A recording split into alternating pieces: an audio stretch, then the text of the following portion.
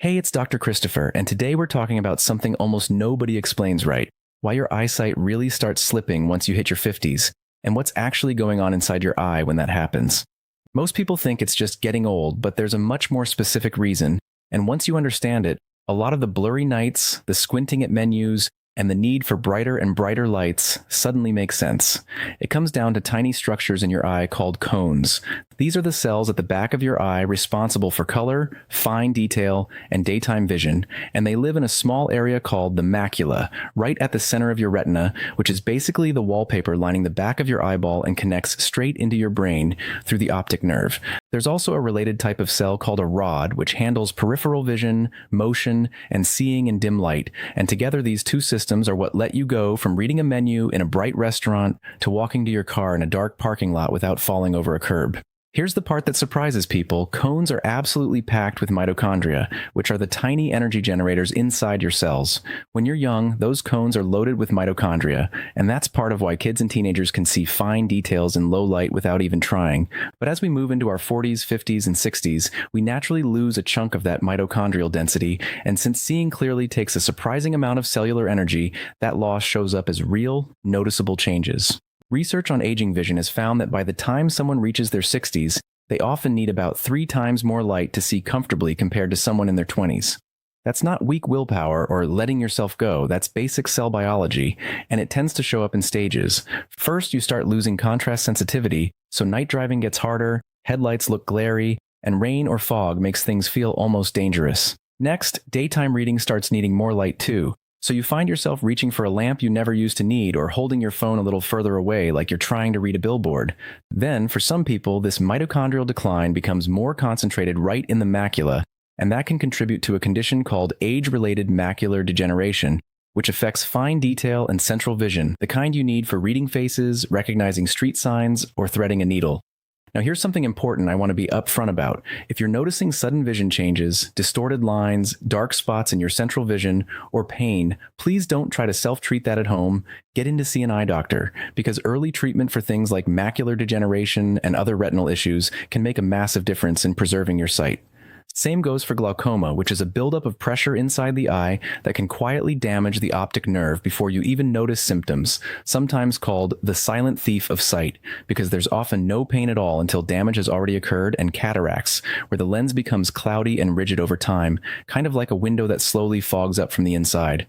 Both of those are extremely common as we age, both are very manageable with modern eye care, and cataract surgery in particular is one of the safest, most effective procedures in all of medicine. So if your eye doctor recommends it, that's genuinely good news, not something to fear or avoid.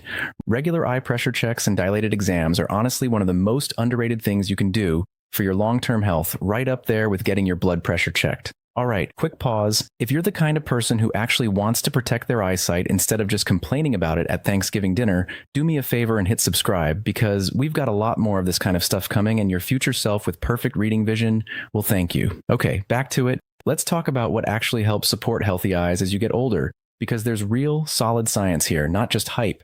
Vitamin A is a big one, since your body needs it to make the light-sensitive pigments in your retina work properly, and a deficiency is linked to night blindness, one of the earliest and most fixable warning signs there is. Good sources include egg yolks, liver, and cod liver oil, and if you have any liver or gallbladder issues, it's worth mentioning to your doctor, since that can affect how well you absorb fat-soluble vitamins like A in the first place, no matter how well you're eating. Then there's lutein and zeaxanthin, 2 plant compounds that actually accumulate directly in your macula and act like built-in sunglasses, filtering out high-energy light and reducing oxidative stress on those delicate cells. You'll find them in kale, spinach, Swiss chard, pistachios, and egg yolks. And interestingly, research suggests the lutein and zeaxanthin in egg yolks may be more easily absorbed by your body than the amounts found in leafy greens, even though the greens technically contain more of it. So a mix of both is a smart approach rather than picking just one. Now let's talk about something almost everyone listening to this does every single day: staring at screens. When you're focused on a phone or computer for hours, your eye muscles stay locked in close focus mode, which can lead to that tired, strained, "why is everything blurry when I look up" feeling by the end of the workday. Eye doctors have a simple, well-known trick for this called the 20-20-20 rule. Every 20 minutes, look at something roughly 20 feet away for about 20 seconds.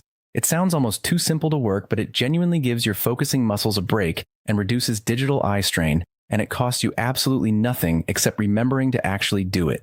And here's a detail most people miss. While you're doing that, try to blink fully a few times because staring at screens drastically reduces how often we blink, sometimes by more than half. And incomplete blinking is a major hidden cause of dry, irritated, gritty feeling eyes.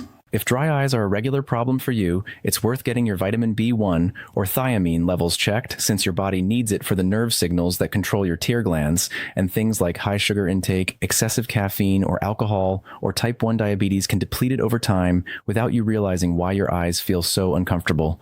Speaking of blood sugar, this is worth a real call out. Chronically high blood sugar is one of the toughest things on your eyes long term, contributing to both cataract formation through a process where sugar molecules bind to proteins in the lens and diabetic retinopathy, a condition that remains one of the leading causes of vision loss in adults worldwide. Keeping your blood sugar in a healthy range through diet, movement, and regular checkups isn't just good for your waistline, it's genuinely protective for your eyesight, and it's one of the few things that helps basically every part of your body at once. On the topic of light exposure, there's some fascinating emerging research on photobiomodulation, which is essentially using specific wavelengths of red or near-infrared light on the eyes to support mitochondrial function in those retina cells we talked about earlier. Some early clinical studies have shown promising results for improving certain aspects of aging vision, though this is still a developing area of research. The devices on the market vary widely in quality and safety certification, and it's not a substitute for regular eye exams. So if you're curious about it, that's a great conversation to have with your eye doctor, rather than something to experiment with blindly on your own, using whatever gadget shows up in your social media ads. Something simpler and completely free, getting outside during sunrise or sunset and letting natural light hit your eyes, without ever staring directly at the sun, of course, is great for resetting your circadian rhythm, which affects sleep quality, and good sleep itself is quietly important for overall eye and brain health, since a lot of cellular repair happens while you're asleep. Along those same lines, spending time looking at distant objects outdoors, a tree line, clouds, birds, the neighbor's overly ambitious Christmas lights, rather than constantly staring at a screen a few feet away, gives your eyes a natural break from that close focus strain we talked about earlier. A few other habits worth mentioning: antioxidant-rich foods like berries, colorful vegetables, and even a little dark chocolate contain polyphenols that help fight the oxidative stress that ages your eyes, along with the rest of you.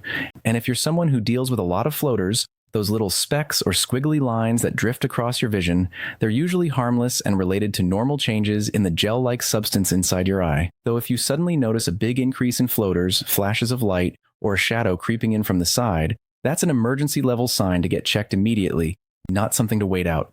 While we're on the topic of screens, you've probably seen ads for special blue light blocking glasses, promising to save your eyes from digital damage, and honestly, the science on that one is mixed. Most eye doctors will tell you the bigger issue with screens isn't the blue light itself, it's simply staring at a fixed distance without blinking or taking breaks.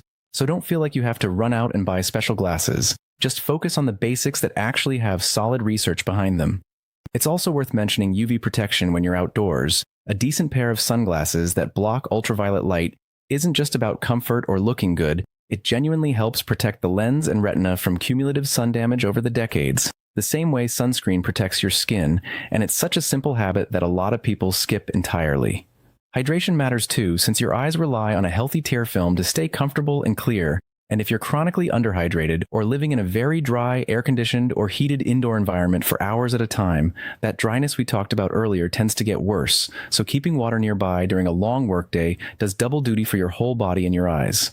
Sleep deserves another mention here too, because during deep sleep, your eyes get a genuine break from focusing and blinking effort, and chronic short sleep has been linked to increased eye strain, twitching eyelids, and slower visual recovery after a long day. So if you're burning the candle at both ends, your eyes are quietly paying part of that bill along with everything else. And if eye disease runs in your family, whether that's glaucoma, macular degeneration, or diabetes, it's worth telling your eye doctor directly, because that context can change how often they recommend certain screenings, and catching things early is almost always the difference between a minor adjustment and a much bigger problem down the road. On a much simpler note, if you're over 50 and just want to see better right now while you work on the bigger picture stuff, something as basic as upgrading to a warm, high-quality reading light aimed properly at your book, your desk, or your kitchen counter can make an immediate noticeable difference, since your aging eyes genuinely need more light to work with than they used to.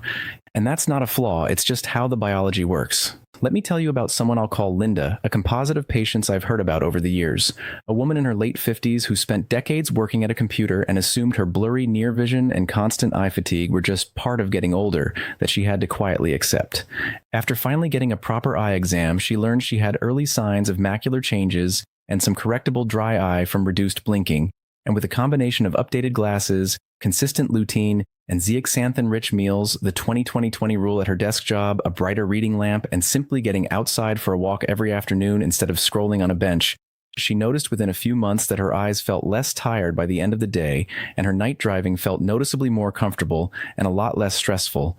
Her story isn't about a miracle cure, it's about the fact that small, consistent habits, paired with actual medical care when something needs attention, make a real difference over time, and that combination beats any single trick on its own. So here's the bottom line, your eyes aging isn't some mysterious punishment, it's a real biological process involving mitochondria, light exposure, blood sugar, and daily habits. And while you can't stop time, you can absolutely support your eye health through the food you eat, how you use your screens, getting outside, and most importantly, staying on top of regular eye exams so anything serious gets caught early when treatment works best and options are widest.